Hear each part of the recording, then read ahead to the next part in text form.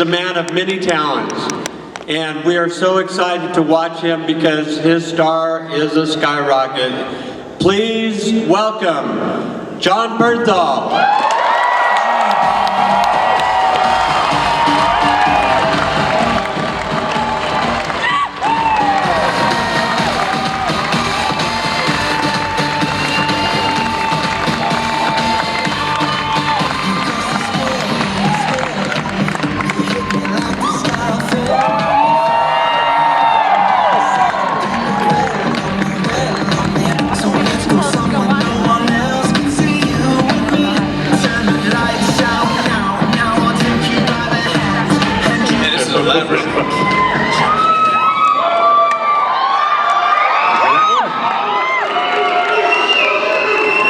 Oh, I'm on the stage with the Punisher. It's weird.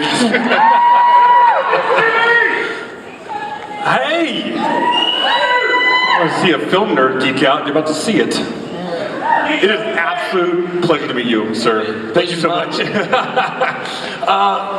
Utah's great, by the way, man. Salt Lake. Thank you. Really cool people, and my brother lived here. My little brother. He's all smart and shit. And he's a cancer surgeon. He worked at Huntsman, and we all really good to him. And the place is in his heart, and it's in mine. So I really appreciate y'all having me.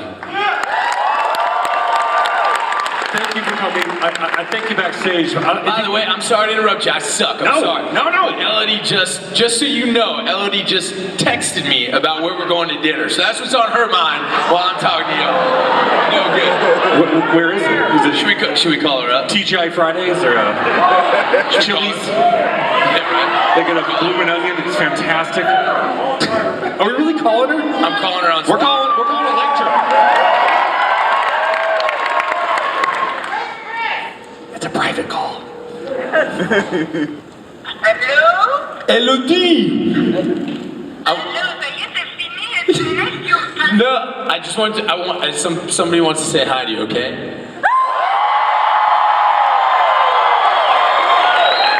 I'll call you after.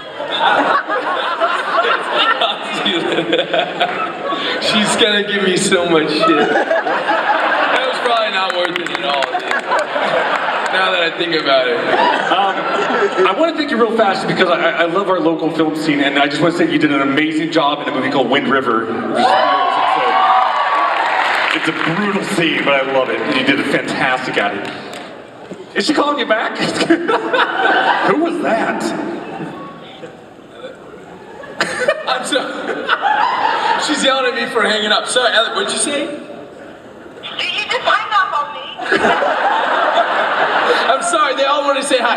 Elodie, I'm sorry, I probably shouldn't have done. Guys, so you know, he didn't invite me to the panel. That's why I'm not here. So messed up.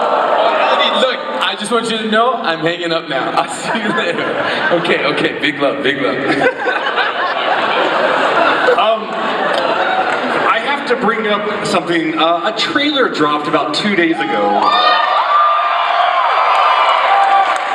Sir, oh my God, Marvel don't care. You're in it to win it. What are the reactions that you've heard personally for that trailer? Because, I mean, Metallica, man. Oh, Metallica. Yeah, I mean, I think, Metallica won. Yeah. I don't know. Look, man, I've said it before. It's not out, the show's not out, so I get real nervous before it comes out, and I don't like to be the kind of guy who barks about something before he bites, so I just really hope that y'all dig it, and I know how much. Sorry, man. If it reaches a percentage of that trailer, we are in for something very great. Yeah, I mean, look, I just hope that I've said it before. That it's Frank's it's a character that means a lot to a lot of people, and members of the military and law enforcement. That's it's something that I take enormously seriously, and I just really want to get it right for them, and I hope we did. And I'm not gonna sit here and say anything else. That's it. Thank you. Thank you. It looks phenomenal. But we'll jump into. Do we have a release date yet? They don't tell me shit. There's Marvel snipers in every corner of the room. They will take you out. I want to ask you real fast, if you had to take on Dolph Lundgren or Thomas Jane, who would you want to take on? I don't know. Yeah. I mean, I guess Thomas Jane. There is a microphone over here, and we love to take questions, so we can fire this up. Oh, it's over here. Oh, it's there now. Hi, I'm Elizabeth. I have a huge crush on you, John, so thank you for coming. Thank you, sweetheart. And my question is, what is the process of how you choose your roles? Choose? Yeah. Thank you, sweetheart. That's very kind of you. I guess you like giant ears and huge noses, but that's your bag, you know what I mean? I appreciate you. Look, for me, I consider myself, enormously blessed to be able to do this job. You know, when I was a kid, I remember being in the doctor's office, and there was this little cartoon book about Babe Ruth, and there was this one caption where Babe Ruth was leaning on he was leaning on the wall of the ball field. And this little kid comes up to him and says, "Hey, Babe, you seem pretty happy." And Babe looks at him, he's like eating a hot dog right before a game. He's like, "I get paid to eat hot dogs and play baseball. Like, why shouldn't I be happy?" And I remember something struck me there. You know, if you can figure out a way to follow what you love, you know, you're a blessed person. And this is a long ass answer to a short ass question. I apologize, but this thing that I do, it's afforded me I was kind of a mess up as a kid, and now I've got a wife and I got kids and I have a family that I love with every fiber of my body, and it's because of this thing that I found, this art that I believe in, and I give everything that I have to it. So as far as choosing parts, I really just try to work with the absolute best people and the absolute best project that's available to me at the time. And I can't believe now I'm in a situation where I do get to choose a little bit, because for years it's just about clawing and scraping and anything that you can do. But I'm enormously lucky for that. But that's really I don't know if that answers your question, but that's really the criteria. How good is the material and how good are the people I'm going to get to work with? You know what I mean?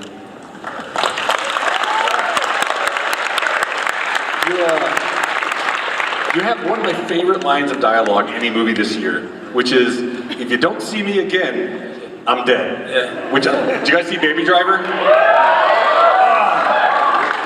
I'm just curious, what is it like working with Edgar Wright? It was great, man. I mean, look, man, I'm not really, if you go to the bathroom in the beginning of that movie, you're gonna miss me, you know what I mean? It's just a real small thing, but Edgar's a friend, I got to know him around the time that we were doing Fury, and he's one of those guys, when these guys, you mentioned Wind River before, Taylor Sheridan, when guys like that call Denny Villeneuve for Sicario, when these titans, these filmmakers call, I genuinely believe in my heart of heart that there's no such thing as a small role or a big role. I never look at that. I just look at who's the filmmaker, is there a chance to sort of do something special and express something. And with Edgar, he's a genius filmmaker, and I told him he comes calling, I'm going to be there for him. It may have been quick, but you were fantastic. Thanks, bud. Next one. Hi, so you've been in some really interesting roles and like all kinds of different things, and I was wondering if there was any of the, sorry, I'm like super nervous. Don't be nervous. Don't be nervous. Yeah, it's just me, dude. Don't I mean, there's all these other people too. I guess that was pretty selfish of me. Oh shit, maybe you should be a little nervous. There's a lot of people listening. All right, let's do it. Sorry. But I'm curious if with the intensity of the roles that you play, have any of those roles had, or what effect have they had on you? Have they changed you in the way that you see certain issues or situations, or the way you see the world? Look, if not, shame on me. I think, for me, it's like I try to get in there, and Sure they do. You know, they stay with me, and that's part of the deal. And look, I mean, there's like a cost to it. You know, you got to give something of yourself up, and you know, even if it's, and I know there's people with certain kind of jobs. Surely, you know, people in the military can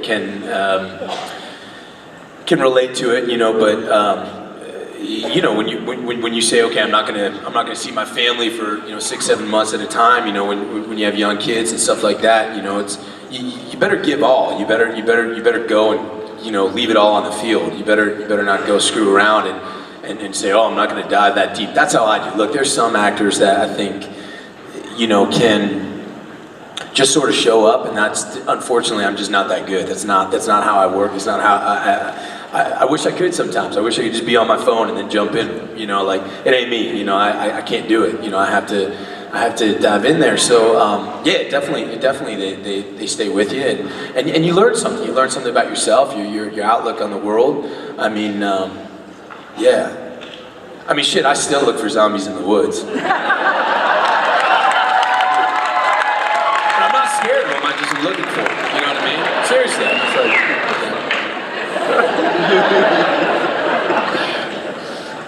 Next question. Yeah, I'd like to know, what is your opinion on the Mandela effect? on the who what? The Mandela effect. Don't look at me. Like Nelson Mandela? No, well, it's either false memories or the past is retroactively changing. Like Luke, I am your father, and then some people say it changed to No, I'm your father. And James Earl Jones even says he remembers it as No, I'm your father, and then C-3PO now has a silver leg, and most people remember him all gold. And the Berenstain Bears versus Berenstain. Bro, I got no idea what you're talking about. You know what I mean? No, I appreciate you. I wish I did. Thanks, everybody. That was fun. Yeah. Right on, man. Is it Berenstein or Berenstein? You look cool, man. So we saw you in The Accountant, which was opposite Ben Affleck, and then now in Daredevil season 2, opposite Charlie Cox. My question is, what was it like to beat up 2 Daredevils?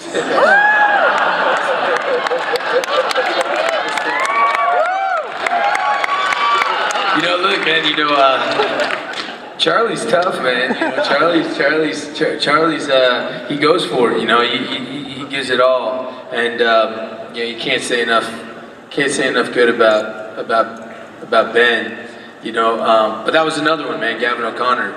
If you haven't seen his other films, the guy who directed, he's the guy I wanted to work with so bad. He did Warrior and Pride and Glory, and Miracle is a great movie, and yeah, he's a great filmmaker. Yeah, I didn't even answer your damn question. Did you want an answer to that question? Yeah, I love fighting anybody, man. I think probably my favorite episode of Daredevil is the rooftop scene of why do you think you're better than me kind of thing. I think it's just genius. What was your favorite scene of film? And if it's that one, then we can just move right on. For which? For Daredevil? Yeah. Favorite scene? I mean, most fun was the prison scene. That was just, there's a level of the stunts. The unsung heroes of our business is stunts, and they're always, when I can do a job, the people I'm close with is the Teamsters and the stunt department. They're always just the guys that I get along with the best. And for me, Phil Severa, he's a stunt coordinator on Daredevil, and Eric Linden, these guys are true geniuses. I mean, Phil has a truly sick mind, to think all that shit up. And what's great about it is, look, I'm a fighter, I'm a boxer. I pride myself on I think the way that a character fights, the way that a man deals with violence is very important to how you play a role, and it's got to be specific and it's got to be real. And that's Phil's kind of mantra. What I dig about those shows is, when you do a fight scene for The Accountant, you can rehearse it for 3 months. You got 2 weeks to shoot it. You can perfect every little move. But when we did that prison scene, that prison fight, we kind of learned it that day while we were shooting other shit. We had an afternoon. We had one half of the day after lunch to shoot it. So you got to do it in one take. Sometimes you just got to hit people. People are going to get hurt. People aren't going to. They're going to be different when it's over than they were when it started. People will look different, and everybody we all sort of agree, and they're bad dudes, man. They're like, hey man, just bring it on, we're gonna bring it on to you. And if you can get that, I like that. I like when stunts, I like when fighting in movies is charged. I like when there's something that could potentially go wrong. And I know that's probably rubbed people the wrong way, but I like it when our back's against the wall and we're racing time and we've got to get it right. We've got to do it. That I think there should be that sense of danger. It should be there, and I love doing that. I thought that was a really fun scene to shoot. As far as Daredevil goes, the scene that I'm most grateful for was the scene by the grave when got to talk about my family. When an actor gets a gift like that, the man who wrote that is a guy named John Kelly. He's a Marine, and he fought in Desert Storm, and I feel like only a real soldier could have written that, and I'm quite guilty of changing dialogue and fighting for things to be a little bit different. I did not change a freaking letter, it was just this perfectly written speech, and I felt that if you let Frank say that, then you can have the balls to go full. You can go full out on it when it's time for him to be brutal. Be brutal because of that, because you've earned it, because that's what's behind all of it, and it was such a gift. It was a super hard speech. I want this show so bad. Next question. Hey John. Hey buddy. Big fan. Thanks man. And I wanted to ask you, Punisher is kind of a complex character. Who is? Punisher. Oh, okay. Well, I just wanted to know, how do you feel his time in the army, taking a bullet to the brain, how has that affected his psyche, and how does that affect the way you play him? Look, I think it's all part of it. The way I look at it is, his time in the military is something sort of separate, which I can't really talk about what we're going to address, in this first season. But to me, the character that was in Daredevil season 2, that wasn't the Punisher to me. That was a man who, this trauma, this traumatic event that went down. He's still very much reeling from that. He's still very much, everything in his life was in reaction to that. He's not a guy who's looking to rid the criminal element of Hell's Kitchen. He could care less about that. He doesn't care about getting bad guys. He wants to find every single person who had anything to do with his family's death and kill them in as brutal a way as possible. To watch them die, to watch them breathe their last breath, to watch it. And, look, some people... For me, I think my job as an actor is not to sort of say, is this guy a good guy or is this a bad guy? My job is to open my heart and empathize. And I'm a father, and I'm a husband, and I don't think I could do that part if I wasn't that. And until you know how to love something way more than yourself and gladly give your life for it, can you begin to understand what it would potentially be like to lose something like that? And that's something I take super seriously. So I think Frank in Daredevil, it's not about the military, it's not about the bullet to the head, it's all about that event. Every single moment is about that event. And the only way he knows how to quell the noise, the only way he knows how to just is to go get him,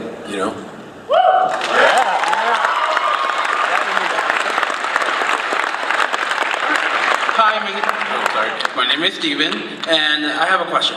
What's it like auditioning for The Punisher and Daredevil Season 2? Was it like auditioning for it? Yes. Oh man. Well, I was, when I was doing a movie on the west coast of Ireland. We were like way out in the middle of nowhere, right? And it's a 12th century movie. It's called Pilgrimage. And thanks to the one person who saw that. But I was playing a mute in the movie, and so. Me being the jackass I decided that I wasn't going to speak, on set or off while we were making the movie. And then about 3 weeks into the process, I realized I was really getting in the way of shit, and I started to talk again. You know, there's heavy action scenes, and you know, not being able to tell people what you're gonna do, and that was getting in the way. And the entire international cast decided they liked me a lot better while I was mute. But in all seriousness, you know, Tommy Holland was on that movie, and that's my guy. I love him, and he was in the middle of his numerous Spider-Man auditions, and you know, the determination and the focus and the drive and the courage that he showed through that process. It was a year-long audition process, and he was just, this kid blew me away. I've never seen anything like it, not in just a young man, but in just a man, period. Anybody, any actor. He went after that part and just kept fighting and fighting and fighting and fighting. And you know, we helped him with it. We shot his auditions, we read lines with him, you know, we worked on it with him. And then this thing for Punisher came around while we were there. So he did the same for me, and we went to this park, and we shot. I remember the scene. It was like a fake scene, and it was about a man and a young boy. And obviously Tommy played the young boy, and they were going to shoot they were going to hunt, and the little boy was, I think, you know, it was going to be his first kill, and the man was sort of talking him through it. That was the scene. I remember there's this great actor, Stanley Weber, French actor. He frickin' played the deer while we were shooting. He started, like a little asshole, you know. It was funny as hell. But yeah, you know, so me and Tommy, when we sent in my audition tape, it was Tommy and me on the tape. And so yeah, you know, that's, and you know, it's a real friendship. I love him and I admire him so much, and he comes from good people, man. He's got a great family. He puts his family before everything, and the sky's the limit with that dude. You know what I mean?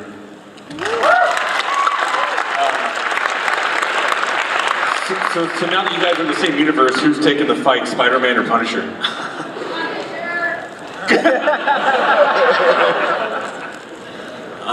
Hi, big fan, obviously. So I was wondering, did you get around to see Defenders at all? Did not. So in that show, there's a lot of like weird mystical stuff, and I was wondering how you think Frank Castle would react to all that weird otherworldly stuff. Like, would he believe in it? Would he think it's just all bullshit? Like, how do you think?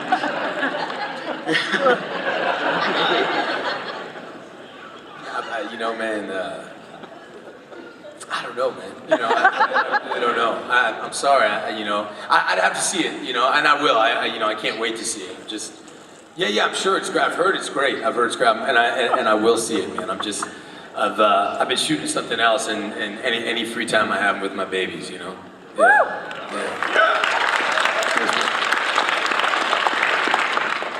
Next question. Who is your favorite DC character? DC character?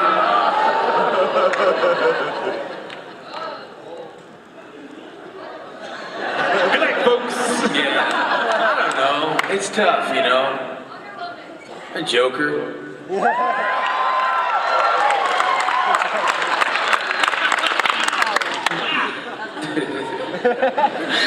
What's up? Hi, my name's Karina. You're so gorgeous in person. Look at my hair, dude. It looks like a mushroom. I'm so embarrassed with this stupid hair. I can't wait to cut it off.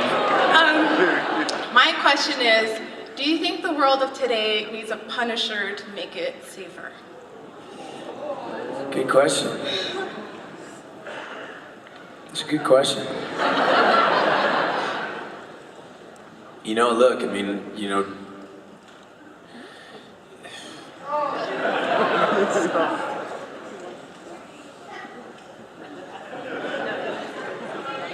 no, you're all right.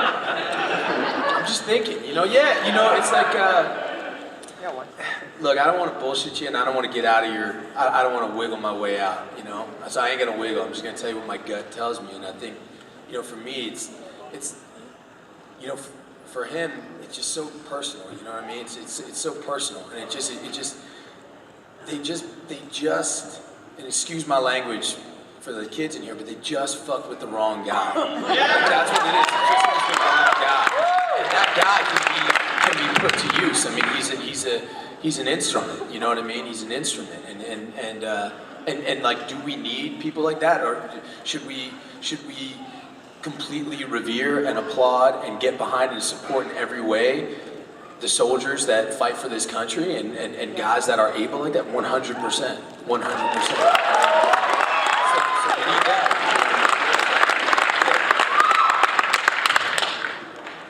I was hoping you could talk about your experience in Wind River. What do you want to know, man?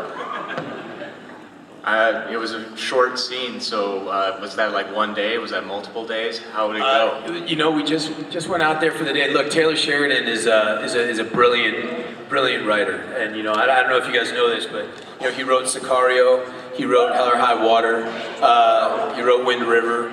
He's got a new movie coming out that he wrote. He's got a new show that's coming out on HBO that he wrote. He was also an actor. He was on Sons of Anarchy. I don't know if you guys know that. He was the sheriff, you know, on Sons of Anarchy, and he's just, you know, Taylor's just a real man. You know what I mean? He's just the real deal. He lives here in Utah, by the way, and for a second I was just like, shit, I'm in Utah, right? How bad is that? I just travel all the time, man. Damn, for a second I was like, am I in Rhode Island, dude? Anyway, how lame is that? How horribly lame is that? Anyway, but literally that's what I thought. Damn, I love Utah. I mean, we just got finished talking about that too. But you know, it was another one of those things. He called me personally, said, hey, look, man, this is gonna be the deal. He explained to me sort of what the scene was gonna be, and I don't want to give it away, but how, you know, you're gonna think one thing and then something else is gonna turn another. And the way he sort of proposed it to me, he took me through this whole thing and said, you know, look, man, in this 1, 10, 15-minute scene, we're gonna have to go from thinking you're one guy to seeing that, like, that love and how you care about this person is totally real, and it's going to be your job to convince the audience of that, you know, in one sort of speech with, you know, with this character. Again, I'm trying to be, you know, I'm trying not to give it away, dude.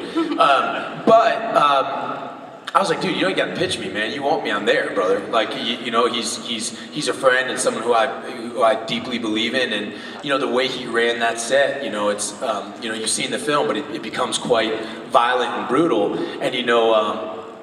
And there were stunt guys there, like, there ain't gonna be any, we just fought in that little trailer, and I lost all my toenails because I was a dipshit who got in the bed with just a pair of boxers on. So like, they all had boots and they're out, you know, so I had to wrestle all them guys, and I lost all my toenails, which kind of sucked. I had like big nasty toenails and they were all over the floor.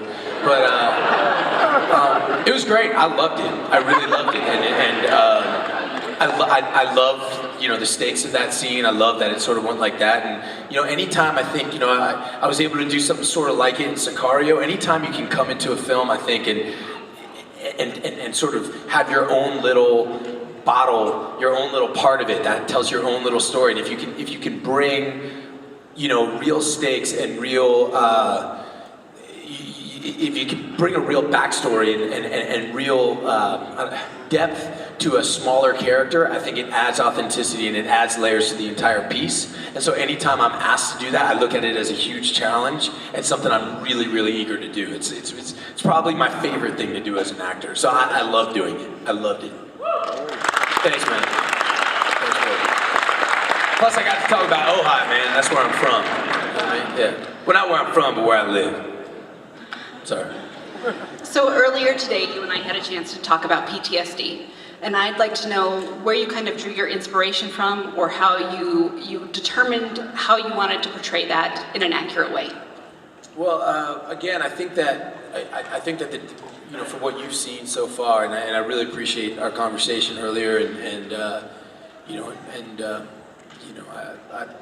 I feel for you and your family, and I have the deepest respect for you. And look. As far as Daredevil Season 2, for what you've seen, as far as PTSD, you've kind of seen it, and I'm standing by what I said. You know, what he's reeling from and what sort of unhinges him is not what happened to him in Afghanistan or in Iraq. You know, what happened to him is what happened to him. What he's reeling from is what happened to him at that carousel, okay? Now, I can't get into what we get into. You gotta, next year you come back and let's talk about it. You know what I'm saying? And because I think there's some, I have a really solid answer, I just can't tell you because that's the lameness of what I do. There's a little laser dot that's gonna come on your chest. Yeah, Out there. Like, don't do it. Yeah. Right. Anyways, thank you. Okay. I like the Punisher, and you did a great job. You a Yankees fan? I just have. Yankees fan. I'm just wondering why you a Yankees fan? You just like it? I just went to New York. Oh, okay, and, cool. And I went to the Yankees game. Okay. And Right on. I've just met a lot of Yankees fans today. I'm actually not a Yankees fan. Okay, cool, good. Neither am I. Not even a little bit. That's my shirt. So, sorry. Sorry, guys. You're disappointed she's a Yankees fan? I am not a huge fan of the Yankees. Okay, me neither. I'm just wearing the shirt. So, it's kind of cold outside, so. I just wanted to know, the rooftop scene when you were, beating the crap out of, I'm not gonna use any bad language, I promise. Daredevil. And then you had to like turn into the nice Frank. I don't know if you kind of know this scene. Is it hard for you to change characters into like the Punisher, and then to the good guy? Is it hard for you to like? I remember when the superintendent came upstairs looking to see what was up, and then. Right. Well, I think Is it just hard to? Oh, I apologize. Don't apologize. I'm sorry, I interrupted. You're not even a Yankees fan. Sorry to interrupt. Okay, go ahead. I think I interrupted, so I apologize. And I think that look, for me, that's not changing characters. I think what the whole idea of that is to show that Frank is. I think that Frank is. Again, I got to be careful not to say. I think the point of that was to show that he's tactical and he's smart and he's Frank Castle's by no means some blunt just weapon just some like you know what I mean. He's a thinking man and it's a testament. Everything about him is tactical, and switching on a dime like that is that was done in order to further the mission, and so it's not switching characters at all. It's just using a different tactic. It's like picking up a different weapon. Yeah, man. Right on. Thank you. I think one of the, if I remember the line of dialogue great is, was it Daredevil says, "Why did you cock the hammer back?" And he says something like, "Because I want to make sure you're paying attention." Oh, just dirty. Next question. Alright, so like you said, Punisher is a character that means a lot to a lot of different people, and I was curious where you got your inspiration from for the character, if you drew from the other live action versions of Punisher, or if you wanted to focus solely on adapting the comic character, just what inspired your Punisher? I don't know if there's any one thing. My job was to sort of gobble up everything I possibly could and talk to as many people as I could. I mean, look, the Punisher Max series, Garth Ennis' line is something that, that's the thing that I was always sort of going back to, and I just love that, Punisher Max, I just love it. But there's stuff to take from all of it, and then I think the job is always to sort of gobble up as much as you can, and I don't want to get too heady or too douchey, but I think that there's you can get. I think art and being, the way that I always learn it is you can either get it from the outside world, right? You can either get it from the mountains or the trees or the world around you, or you can get it from other art. You can watch, watch other movies, listen to music, look at paintings, and it can inspire you. Or you can just go from your own memories and shit that you've been through. And I really like to spend real time doing all three. You know what I mean? And really walking in the character's shoes, taking long walks, through New York, before the sun comes up, and walk till it's all the way up, just walk around the city, walk back and forth across the Brooklyn Bridge, just in character, go into a convenience store in character, buy something, and just start pushing the envelope that way, and that's just kind of how I work. But all of it. I thought that the Dirty Laundry, the little short that Tom Jane made, like that's awesome. Like there's so much from the different films that you can draw upon, but it's so much from the comics. It's one of the reasons, that I feel. It's one of the reasons why I feel so much, pressure about it, and I really want to get it right. And I've said before, comic book audience, it's a super intelligent and passionate audience, best audience in the world. And I think the reason for that being is like, the act of reading a comic book, right? It's like you read these words and you look at these illustrations in these panels, and then your job is you've got to fill in so much of the blanks in your own imagination. So that means that Frank Castle, it belongs to you. Like Frank Castle belongs to the audience. It belongs to the comic book audience that have been reading him and loving him and being afraid of him and revering him or whatever it is for years, right? So it belongs to you guys. And like, that's why you gotta get this shit right. That's why you can't just take liberties. That being said, I gotta do all that and then gotta make it mine. Like I gotta make it mine. I gotta believe it. I gotta believe that I know him. You know what I mean?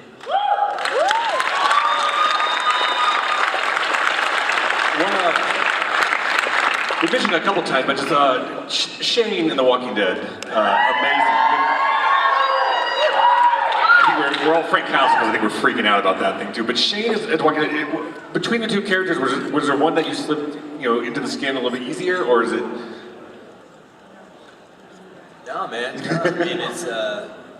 I mean, look, Shane was such an awesome opportunity for me at a time, where I was really, I'm always hungry, but I really wanted to. It was just sort of perfect, and the whole, The Walking Dead was one of those jobs that in the beginning it was just one of those dream jobs, in my business, you read a script and you fall in love with it, and then you really want the job, right? And then you get the job, and then you start meeting people. You start meeting the producers, you start meeting the directors, you start meeting the crew, you start meeting the actors.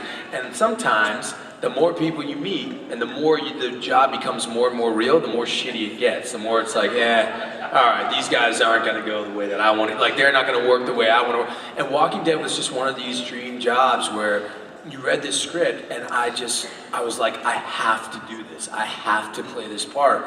And I went through the audition process, and the audition process was awesome. Like, it was just awesome. It was like there was no bullshit, which is so rare in an audition process. It was all about just, let's get the best performance, let's get the best people possible. That's a total testament to Frank Darabont. And then you meet Frank, and then you start meeting the producers, you meet Gail, and then you start meeting, you meet Andy Lincoln, and you meet frickin' Norman and Melissa, and then Sarah Wayne Callies, you meet Jeff DeMont, you meet these people, and every person just gets better and better, and you realize there's not a single person there who's not there because they want to prove something, and they believe in it. No, hey, is my makeup right, is my hair, you're in a frickin' apocalypse, dude, like let's go, man, get your ass, and it's one of those shows that really could have gone, I've said it before, when they started that show, it was very humble, there was no guarantees that show was gonna work out at all. They picked us up for 6 episodes. That means we don't really believe in you that much. And when we went to do it, you set a bunch of people out into the woods and to pretend that there's zombies in the woods, if one person isn't going as hard as possible, if one person isn't going full out, it makes it all, it just makes it all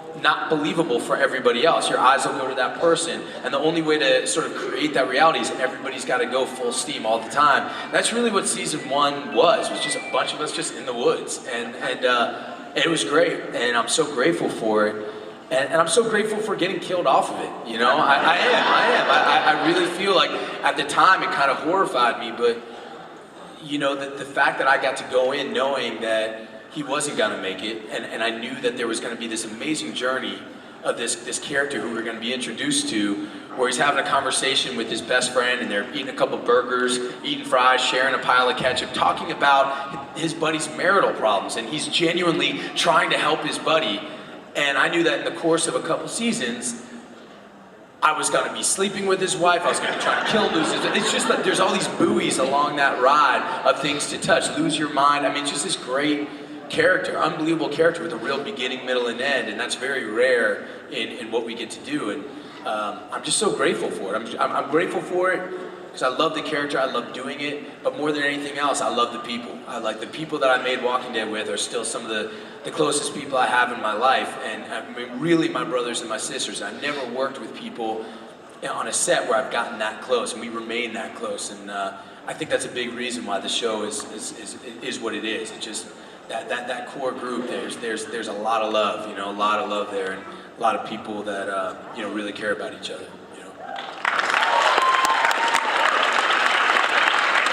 I was gonna ask, how did you find out that Shane wasn't gonna make it? Did they like pull you into the office and be like, we need to have a conversation? I mean, I was lucky that, like when it first started, you had to audition, all the actors that Frank was considering had to audition for Rick and Shane. I first auditioned for Rick, and then he made everyone, the guys that he was interested, there's 10 of us, and he had us go to a sound stage and do that scene about, why women never turn the lights off in the cop car. And, normally in a big screen, I'm sorry if this is boring to y'all, but like, it's, I mean, you asked, so I'm gonna tell it, dude. I just feel like I'm talking my ass off, but like, normally in a screen test, in a big audition, you go down, thousands and thousands of people are auditioning, and it starts getting whittled down, and then the last step is the screen test. And normally screen test is you sit in a room, and there's like 100 people in suits in front of you, and you're reading with somebody who's out there in the suits, and like, who are these people to decide whether you can act well? I mean, they're not people who should be doing that, you know what I mean? And anyhow, but the way that Frank did it is he just had us in a sound stage, no network people could be there, and he just had the actors.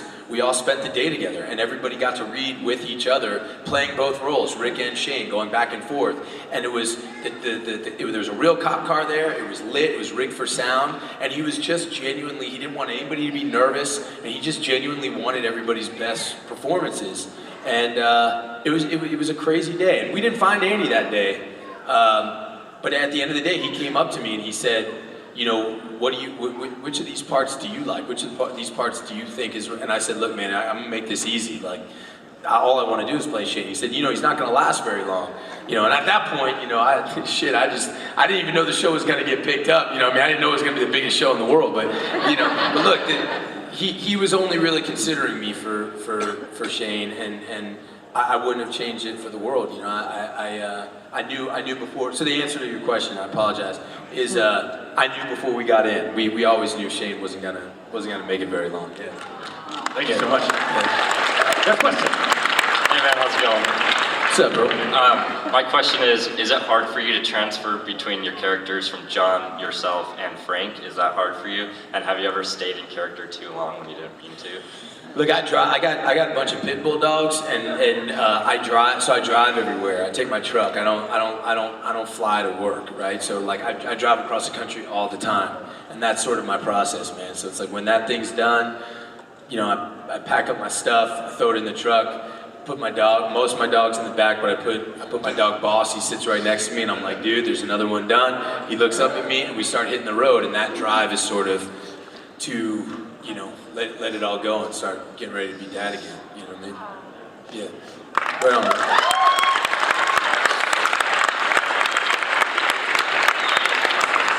I was wondering on The Walking Dead, do you think you and Negan would ever get along? Probably not. Yeah, probably not.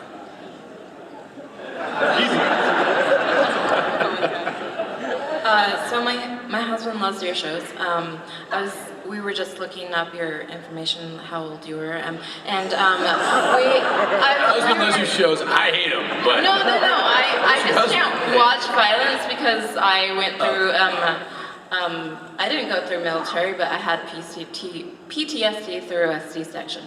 So, but no. I was gonna ask, is it your birthday yesterday? 2 days ago. 2 days ago. I just want you to ask the audience if they can wish you a happy birthday. Oh shit, thanks, y'all. Yeah. Yeah. Happy birthday. I appreciate it. Thank you, sweetheart. Hello. Yes, I was just curious on which character was more enjoyable for you to create, the vengeful rage of the Punisher or the jealousy rage of Shane? Good question, man. You know, I can't. You know, it's like choosing between your kids. You know, you gotta love what you're doing while you're doing it. You know. But that was it. You know, you know, for Shane, that was it, man. That jealousy, that loneliness. That's the deal, and you hit it on the head with Punisher too. It's but I try to not. You know, I'm not really looking for like what's more enjoyable. Like I'm not really looking to like. You know, like have a good time. You know what I mean? I wish it was a little bit different for me, but I'm just not. You know, especially with Frank. Like I feel like that's not it. You know, like you gotta, you know, just try to do it. Just try to like touch on the honesty of it. But it's definitely for me not about you know whether I have fun or not. Like I'm not looking for fun. You know what I mean? Yeah. Thanks, bro. We've got time for one more. Sweet. Make it count. Sweet. I was wondering if you've been able to keep up on Walking Dead since Shane left, and if so, what do you think about Rick's character development? Because he's gotten to be kind of Shane-like. Yeah, I've heard that. You know, unfortunately, again, man, I haven't. You know, that's just a crappy answer, and I you know, but I have not been able to keep up, which sucks. You know, yeah. I know. What a shitty way to end. Can we do one more question? We'll do one more. Yeah. Anybody. Yeah. I think they probably sent them away. I'll ask you my favorite question to ask anybody. I think it tells a lot about a person. What is your go-to karaoke song? Your go-to karaoke song. Look.